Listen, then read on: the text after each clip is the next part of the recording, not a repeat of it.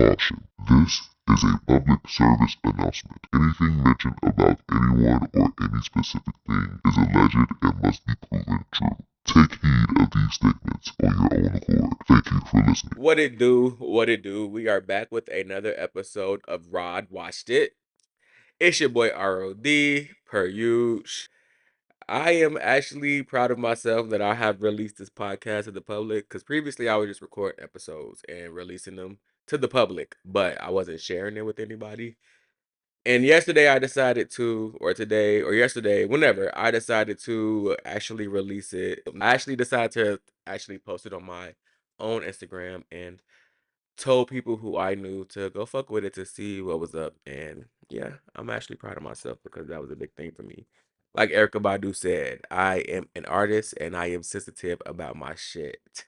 So, with that being said, let's get into it. This episode is going to be a little different. I usually do more movies than TV shows, but today I'll be doing more TV shows than movies because I ain't gonna lie, I have watched some crazy shit in the last couple of days that I want to talk about. But first things first, I do want to talk about this movie, The Drama. I'm not really sure how I feel about this movie. Now, I say that because I feel like Zendaya is the type of actor who she wants the role where you need to listen to her talk. She don't want the role where it's super actiony and no shit like that. Most movies you have to pay attention to the dialogue, of course, but I feel like with Zendaya, she wants the movie where you have to absolutely pay attention to what she's talking about, and that's one thing that I fuck with about her because she's not playing with when it comes to like actually understanding and actually what the script entails, which a lot of people don't do or don't pay attention to. But aside from that, I don't know if I actually like the movie itself. Basically, what happens in this movie is Zendaya and Robert Pattinson are about to get married. It is their wedding weekend. They link up with some friends at a bar. They're talking. These friends are Rachel and Mike. Rachel is played by Alana Haim, and Mike is played by brother Thie because I cannot pronounce his first name because that man is, I want to say the Caribbean or African. I'm not sure exactly, but his name is very hard to pronounce, and I unfortunately just can't get it right. So I'm gonna call him brother Thie for now. Anyways, so they end up linking up at this bar. They're talking, chopping it up. You know what couples do. It's just them two couples. Next thing you know, Mike goes, let's talk about the worst thing that we've ever done. Now, I don't know why the fuck he said that. That's just messy as fuck to say. But hey, it is what it is. He says, let's talk about the worst thing that we've ever done. And Zendaya's so slow. Not Zendaya, the character. The character herself is so damn slow. Because why would you say what the fuck you said? So Rachel talks about how she locked her mentally disabled neighbor in a shed in the woods and went home, and they was doing search parties and shit for him, and after that she never seen him again. They found him, but she personally never saw him again after that incident. The husband, he talks about some shit. Mike talks about some shit. It's not even that important. It wasn't even that bad. I'm just sitting here thinking that they just dilly dallying. I'm sitting here thinking that they just fucking dilly dallying. So I'm like, okay, cool. Robert Pattinson go, he say some bullshit. They like, that's not even really bad enough to even be considered bad, so you need to go again. He like, I don't know, you know, whatever. Okay, cool. Zendaya goes, this girl goes and says, I was almost a school pew pew pure. Now, most people, I can't say most people in this country don't play about that because you would think that they would want the laws to reflect that. But since that's not what is going on, a lot of people would have an issue with somebody saying this because they're like, bitch, why the fuck, bitch, is you cool? Are you okay mentally? Is you cool enough for me to be kicking it with you right now? Like, what the fuck? I don't know if I could trust you right now. You get what I'm saying? The girl Rachel, which is I think that was like Zendaya's character's closest friend. She is snapping because her cousin is a paraplegic because of a school shooting. So she feels really strongly about it. The husband, Mike, doesn't he didn't want that to happen, so he's kind of like just in shock, but also in shock with the revelation of what they just learned. Robert Pattinson is like stuck between reacting and defending because Rachel is like cussing her the fuck out. Like she's like, I can't believe you would fucking do that because my fucking cousin got shot in a school shooting. Why the fuck would you do that? Are you okay? Like what the fuck? I can't believe that you would even say that you was about to do that. You even bring that up. Like, are you? And you never told anybody this?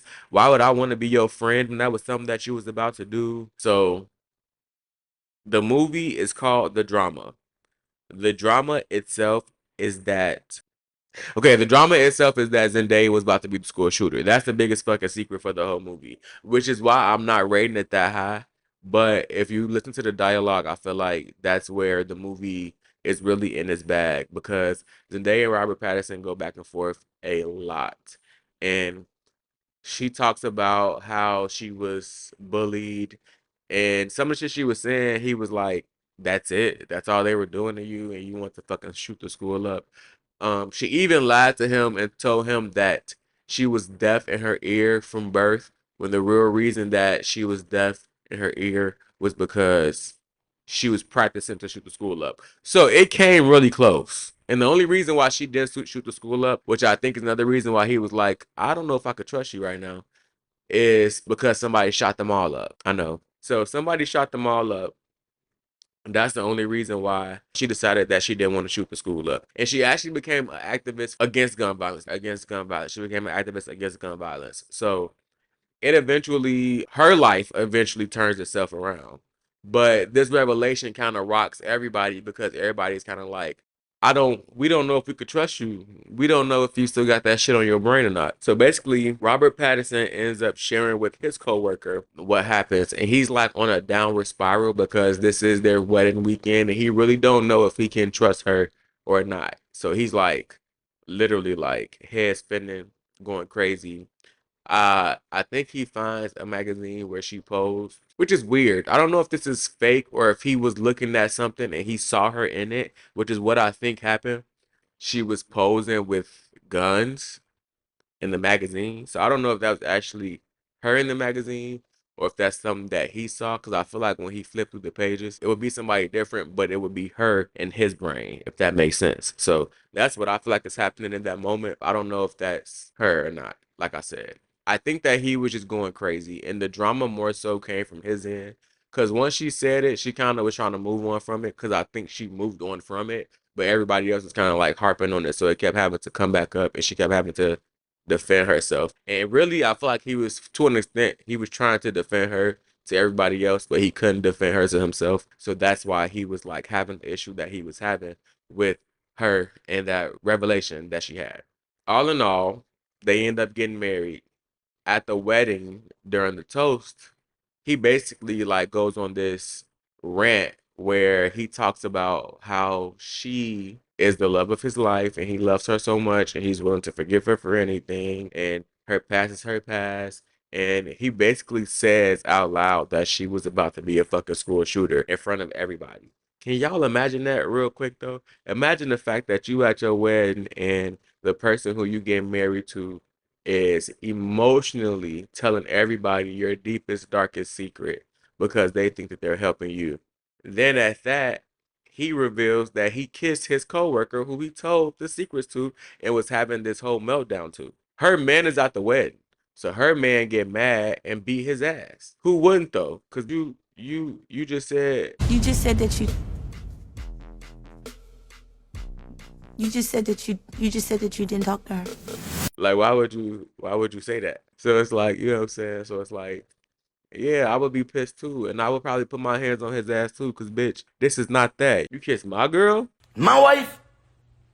You talking about my wife? and think you're not finna get your. Yeah, I don't care if your soon-to-be school shooting wife is sitting right there, or used to be in the past school shooting wife is sitting right there. That ain't got nothing to do with me. We finna knuckle up, squabble up. You feel me? But boom, so he beating his ass. Zendaya leaves. The wedding is over. Obviously. He finds himself in a local diner, basically thinking about everything that just happened. And guess who decides to show up? Zendaya. Zendaya decides to show up, and they decide to start from scratch. Now, this is where the movie fucks it up for me. And this is the end. So this is where the movie fucks it up for me. Well, I'm not gonna say it fucks it up, but this is where I kind of understood that this is not the type of movie that I thought it was gonna be. There is the biggest climax is the wedding, but the climax itself is just dialogue.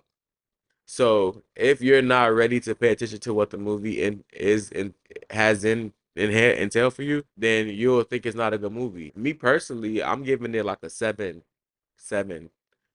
on a dot, because if that was the big revelation, in my own personal opinion, this might sound crazy. Well, okay, this is what I told my friend. She asked me, if you was getting married to somebody, you found out that they wanted to shoot a school up previously in their life, what would you do? I said we wouldn't get fucking married, and I probably would call the police on their ass, tell their ass like, y'all need to be on the lookout for this girl, because she might snap and shoot a fucking school up.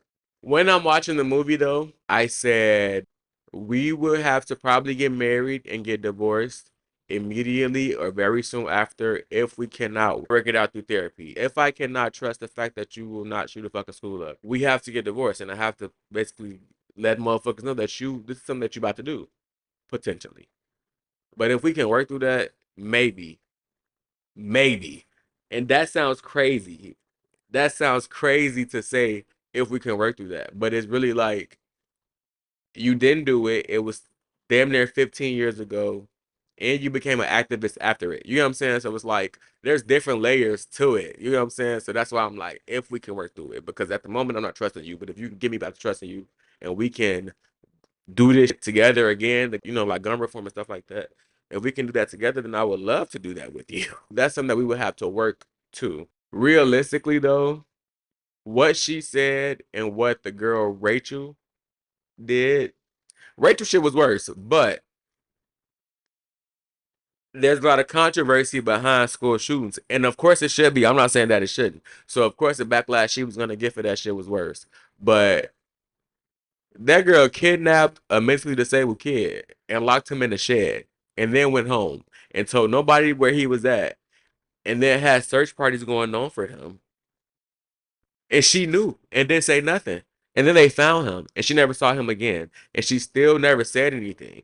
She never said that she did it. She, just like Zendaya never told anybody that she about to be a fucking school shooter, this girl never told anybody that she locked a mentally disabled kid in the shed in the woods.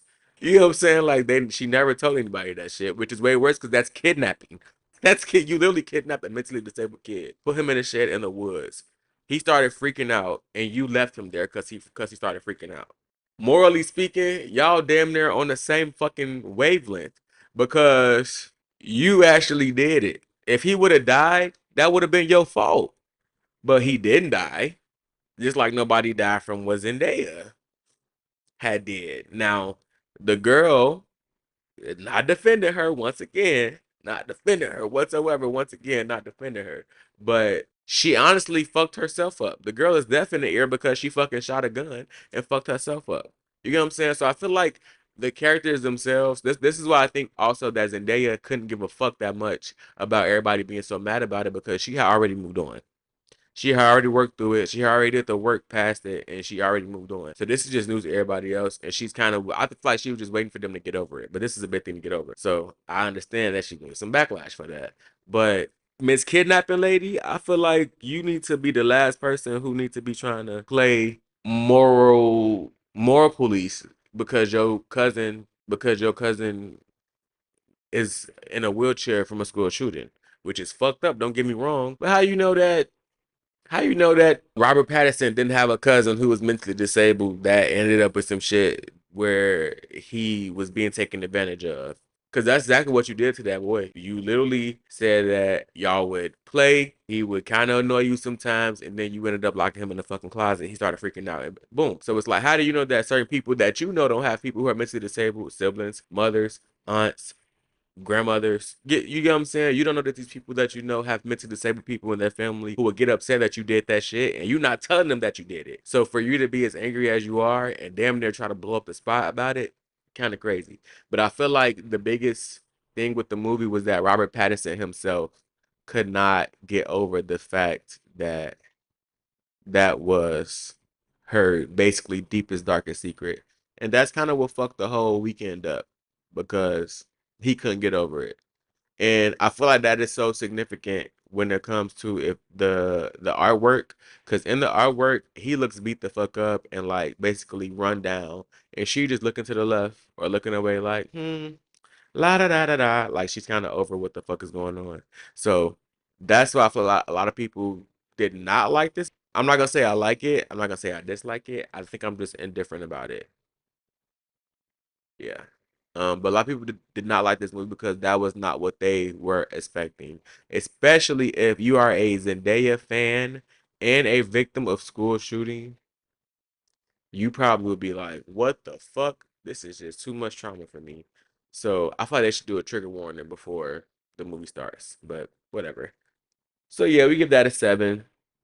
We give that a 7 out of 10. Y'all can watch it if y'all want. I'm not gonna say it's a recommendation, y'all, but it's not a recommendation, but it's not a bad watch. This is something where you can form your own opinion on. So you can have your own thoughts about the different shit like that too, which is what I think the purpose of this movie and movies in general. Moving on to episode 3 of Euphoria. This is the wedding episode that we've all been waiting on. Cassie and Nate have gotten married. Cassie has her $50,000 worth of flowers.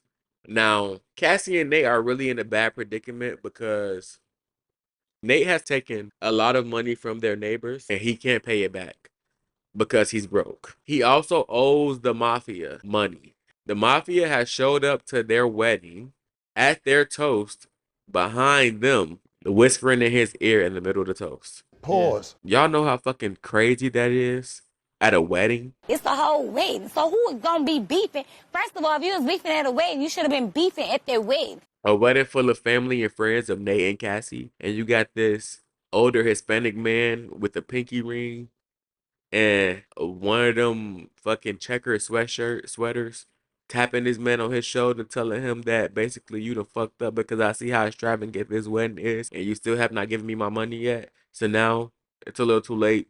We're gonna get you. We're gonna get you. So now Cassie is thrown into despair once again. They're doing their freaky ass first dance. We're gonna talk about that real quick. That freaky ass first dance. First of all, they're having one of the most intense conversations of their fucking relationship in the middle of their first dance as husband and wife. Cassie looks like she is terrified that she doesn't even really want to talk to his ass, and he's like, please just act like that we can be together and happy for one day really quick. Now, Rue, who is still working at the strip club, is working her way into getting promotions.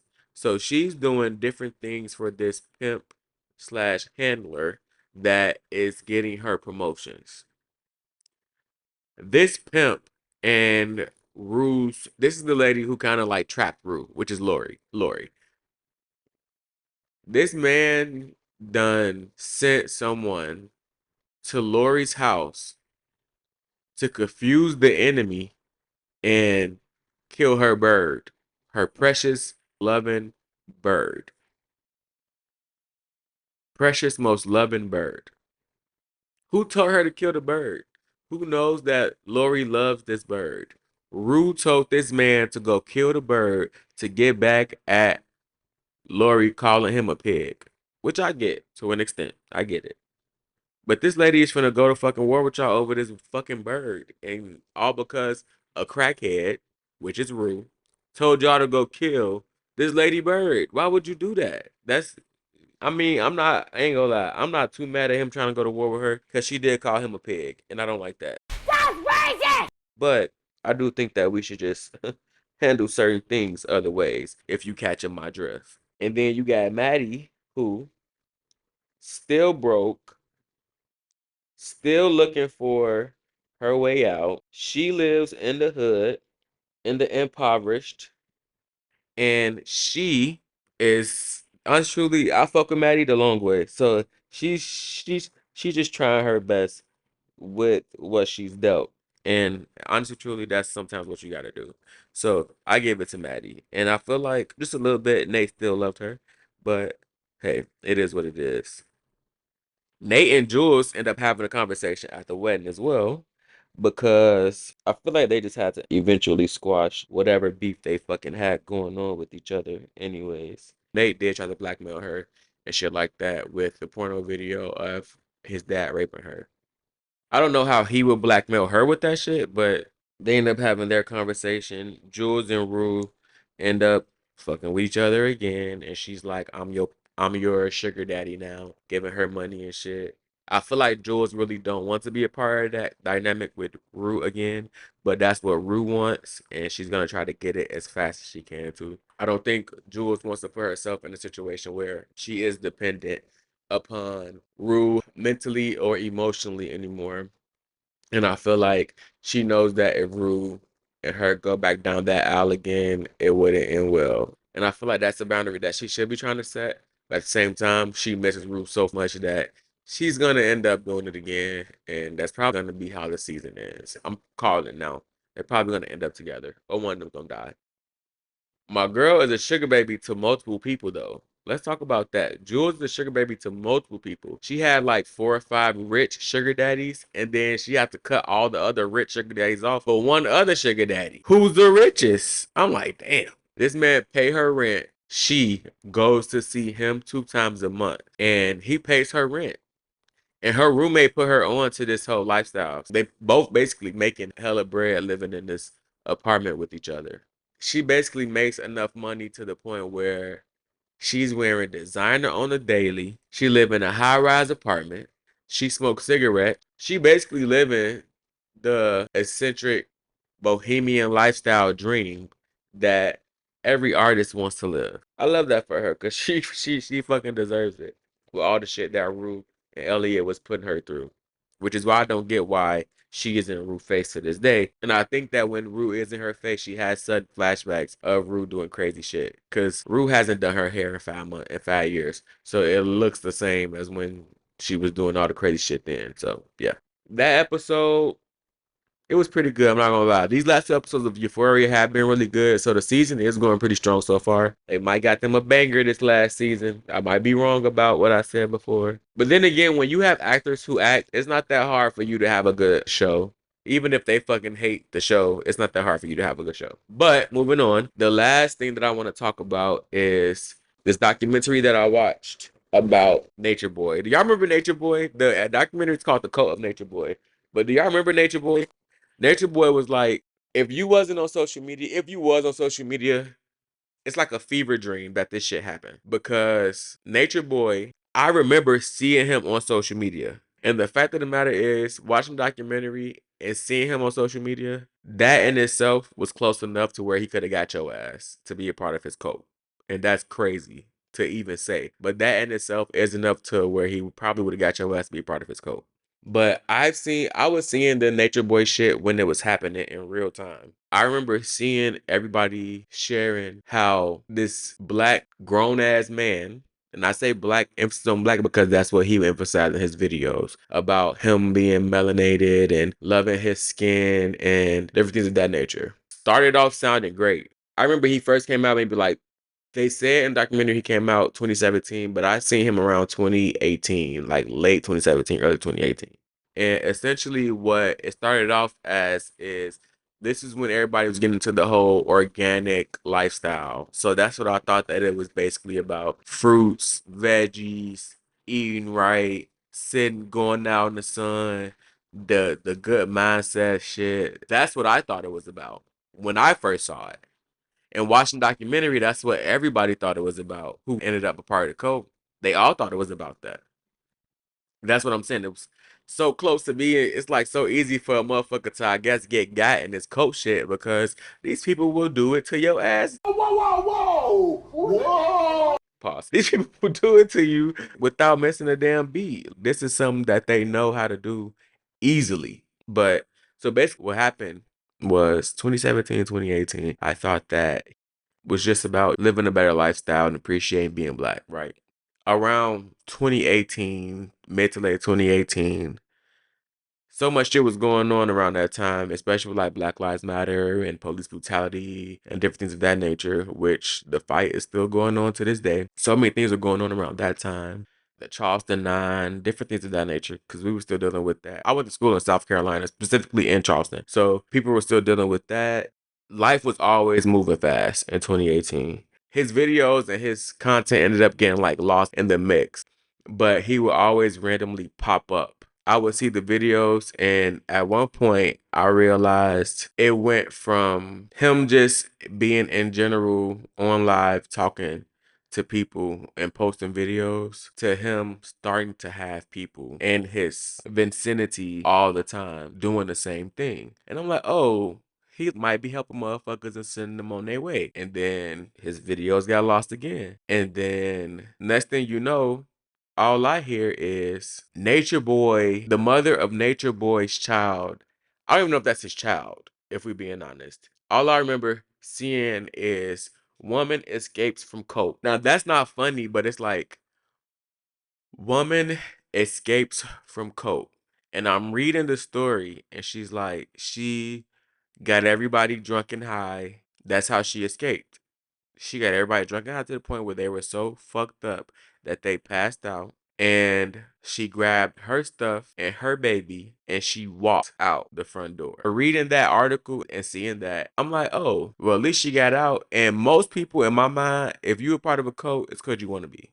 Which is why I have some reservations about what these people were actually saying in this documentary. Now, like I said before, I mostly feel that if you are a part of a cult, it's because you want to be a part of a cult. And when that lady said that she escaped, I ain't even gonna say lady because she's not even that old. I'm older than her. When that girl said that she escaped that cult and got away from that man because he was abusing her, I was like, what the fuck is going on with Nature Boy? Like, when did this happen? I believed it though.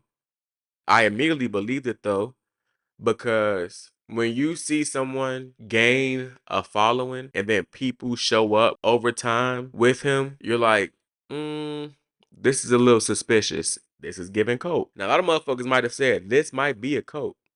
Now, I remember on TikTok and shit as well, different videos of people arguing with him, talking about how he was abusive and how he shouldn't be putting his hands on women. I thought that that was only with his girl. So when she got away, I was like, I'm so happy that she got away. She's out of that situation. She don't got to deal with that anymore. She don't got to put her child through that. These other people in this man's vicinity are I didn't even know there was other people in the vicinity for real like that. I didn't know that he had like 30 motherfuckers in the house. I thought it was at most like maybe 6 people, 5 people in the crib with him, you know, while he's there with his girl. They like grouped up, they done did their couple thing. No. This man went from Nature Boy talking about nature, being in the sun, eating fruits and veggies and ginger and living your best life, to talking about how he is the Messiah. Before he even got to that, he started talking about how everybody hated him, how he's the most hated. You gotta watch people who say they're the most hated. This comes from somebody who say that shit. You gotta watch people who say they're the most hated. Because to an extent, it's the reason why. To an extent, it might be a reason why. But on some real shit though, he went from fruits and veggies, ginger, good chicken and shit like that, to talking about how he's the most hated black man and how everybody just hate the black man, which, you know, to an extent I agree with, to a big extent I agree with, but how everybody just hate the black man. And then he went from that to he's the Messiah, he's the God, y'all are my bitches, y'all are my people, kiss my feet, rub my feet. He had grown men taking off his shoes and rubbing his feet on live. And the reason he was doing this is because this is why I feel like us as a nation, we are so desensitized to what the hell be going on. Because the reason he was able to get away with that shit was because people were sending him money on Bigo Live and TikTok. People were sending him money. People were gifting him. He became one of the top gifters. And to become one of the top gifters, you have to make so much money. He became one of the top gifters from just exploiting people who he called his followers. He would take their money. He would abuse them, sexually abuse them. Like, he was just doing so much shit to these people that I feel like a lot of people just had no idea. Because for him, he controlled the narrative. He controlled the narrative of what was going on. He controlled the narrative of what was said. He controlled the narrative of how things looked. Because as long as he was on live and people was hearing his voice saying what he was saying, he could skew emotions. That's one thing he was good at, was skewing emotions. That man was actually insane. Like literally mentally fucking crazy. But I do think that some of the people in this cult, they were there because they wanted to be. The boy Aaron, who was in the documentary, he acted like he was just so indoctrinated No, I feel like you wanted to be there, which is why you was there. Which is why after he went to jail, you continued to run the cult until you couldn't run the cult anymore. The girl Kendra, which is his wife, I feel like, honestly, truly, he wanted to be second in line.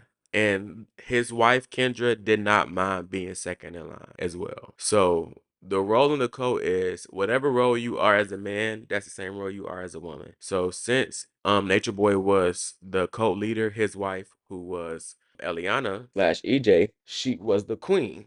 And I feel like she herself said that sometimes she would not be able or was not showing the skills that he feel like she should be showing as a queen. With that being said, I feel like when you're in a position like that, a lot of women who like competition, they will do things to show that they can be the queen. And I feel like that's what the girl Kendra was doing. It just didn't go as far as she wanted it to go because he didn't want her and she was already married to somebody else. And I say that because when you're watching these videos, you see the girl Kendra, she's slapping these women and smiling. And then you have this girl who is an actual queen.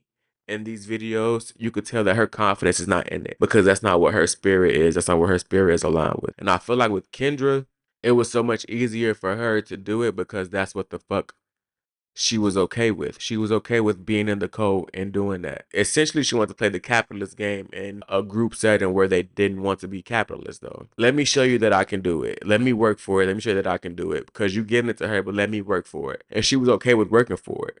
And I feel like when Aaron got to that position, he was okay with having it because to an extent he was indoctrinated, but he was okay with having it though. And that's what I just can't seem to understand because in my opinion, you can be as indoctrinated as you want to be, but when the ship is burning and you trying to put the fire out deliberately, you know what you're doing. But then again, that ship has been your safe place for the last 4 years. Even if you weren't safe, that ship has been your home for the last 4 or 5 years. So when it is burning, you do want to, get the fire and put it out. But if you know that this home is wrong and it's burning, you should let it burn. And that's why I feel like they were okay with certain things because they had certain aspects where they were on the up and certain aspects where they were on the down. I feel like they just didn't like the fact that Nature Boy was in a position where he was always on the up. And his position was really fucked because he had separated the men and women into 2 different houses. He had started sleeping with all the women in one house. They would like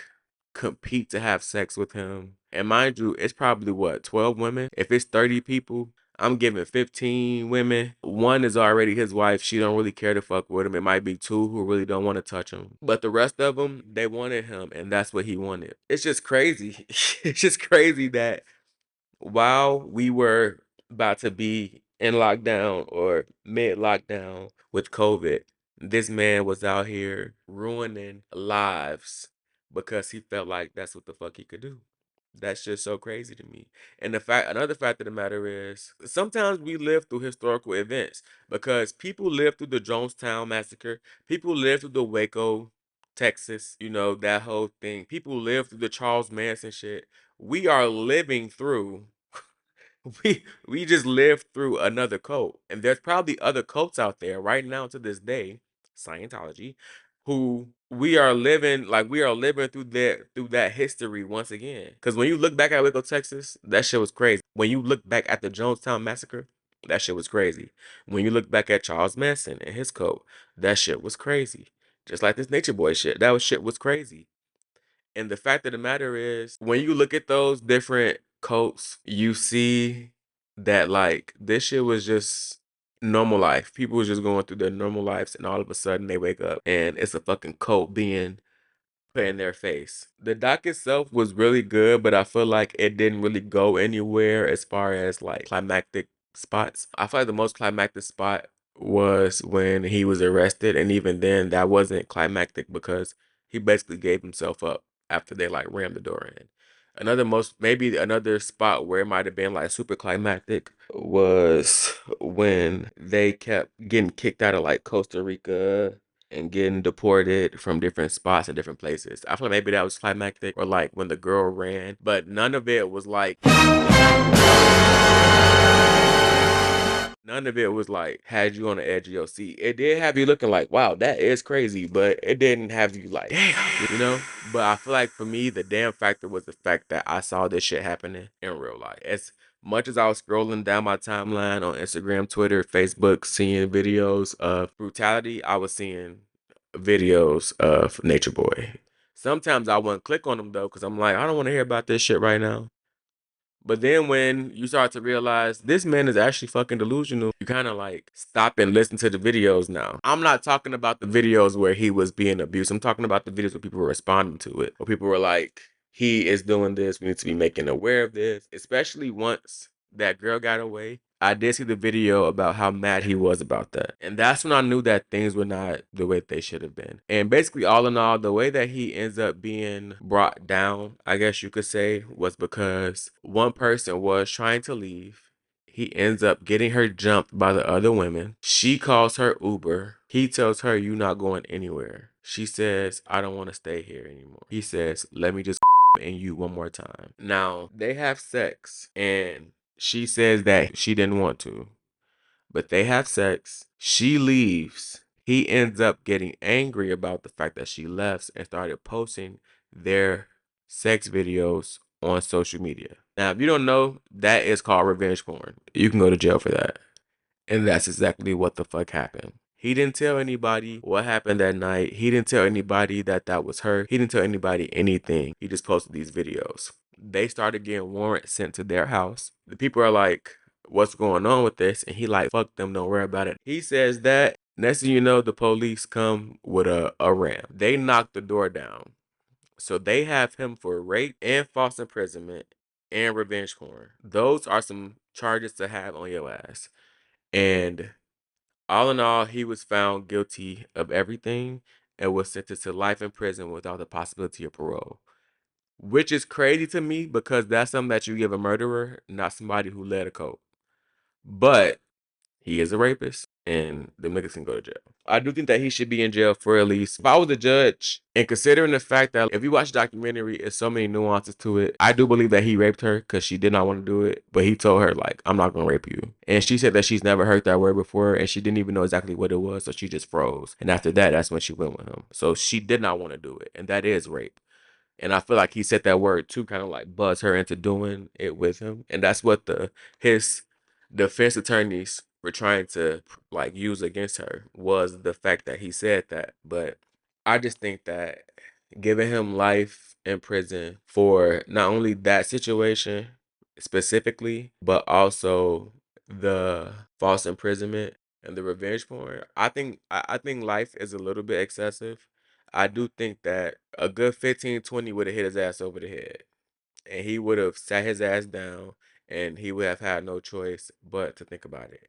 But mind you, this nigga's still in jail, obviously. Life in jail, obviously. But they did a phone call with him and he's still delusional. So maybe he do need life. Maybe he does need life. Maybe he needs life. Maybe I might just think that's excessive, but at the end of the day, maybe that's what the fuck he need. When you as excessive as he is, maybe that's just what you need. We rated that at 8.3 though. I definitely think that y'all should watch that, especially if you knew about the Nature Boy shit when you were on social media back during the TikTok renegade. If you were on TikTok and social media during that time and you seen his videos, it's definitely a good watch for you. So it's a recommendation from your boy. With that being said, this is the end of another episode of Rod Watched It. Like I said before, I hope y'all enjoyed yourself as much as I enjoyed having y'all, as much as I enjoyed talking to y'all. Free Palestine, free Congo, free Sudan. Y'all already know the vibes. Black power. No, let me stop. Nah, love black people, love black peace, love black art. Peace in the Middle East. That's what we all hoping for. Make sure y'all give me some recommendations. Tap in with me. Instagram is the way of Rod _. TikTok is Rod Meets World _. Please go ahead and send me a couple little messages about, different things, different movies and different shows that I should be watching, that I should be tapping into. So with that being said, thank y'all for stopping by. See y'all next time. Peace.